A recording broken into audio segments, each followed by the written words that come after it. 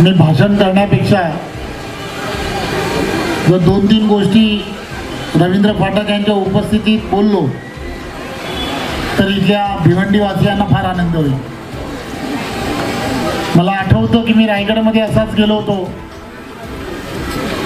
रायगडमध्ये सुद्धा असाच एक कार्यकर्ता, काम करणारा कार्यकर्ता हा काम करत होता आणि रोज कार्यकर्त्यांच्या मनामध्ये असं वाटत होतं की या कार्यकर्त्याचं नक्की भविष्य काय, राजकीय भविष्य काय।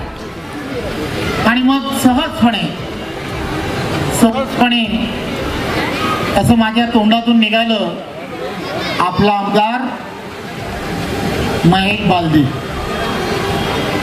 साहेब। खरं ठरलं, मला असं वाटतं की आजच्या या व्यासपीठावर महेशजी ही घोषणा केली आणि मला असं वाटतं की सर्व भिवंडीकर ती घोषणेला दाद देतील।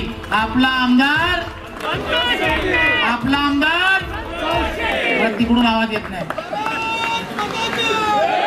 आपला आमदार। जरा ही घोषणा जी आहे ना, हा कार्यक्रम होतोय ते संतोष शेट्टी अण्णा माझे जवळचे मित्र आहेत। तेच वर्ष एकत्र काम करत असताना माझे त्यांचे संबंध आलेले आहेत। पण मला चव्हाण साहेब तुम्हाला सांगायला एवढंच आनंद होतोय की या भिवंडी शहरामध्ये मी आमदार झाल्यापासून बरेचशा नगरसेवकांना मी निधी दिलेला आहे। त्याच्यामध्ये एक शेट्टी आहे, त्यांनी वारंवार मला बोलून सांगितलं की फाटक साहेब मला काहीतरी निधी मिळाला पाहिजे। जसं आता कमिशनर साहेब बोलले, आम्हाला भिवंडीकडे सन्माननीय महाराष्ट्राचे मुख्यमंत्री असतील, उपमुख्यमंत्री असतील, चव्हाण साहेब असतील, यांनी लक्ष दिला पाहिजे या भिवंडी शहरावरती आणि जास्तीत जास्त निधी देऊन या भिवंडी शहराला एक जसं ठाणे शहर, कल्याण शहर, डोंबिवली शहर होत आहे तसं भिवंडी शहर झालं पाहिजे।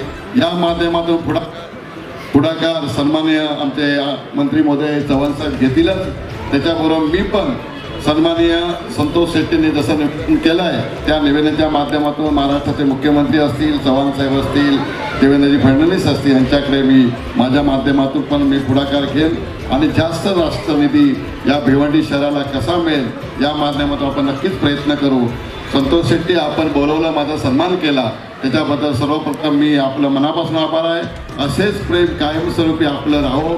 आपल्याला जे पण सहकार्य कायमस्वरूपी मिळेल ते आपल्याकडून 100%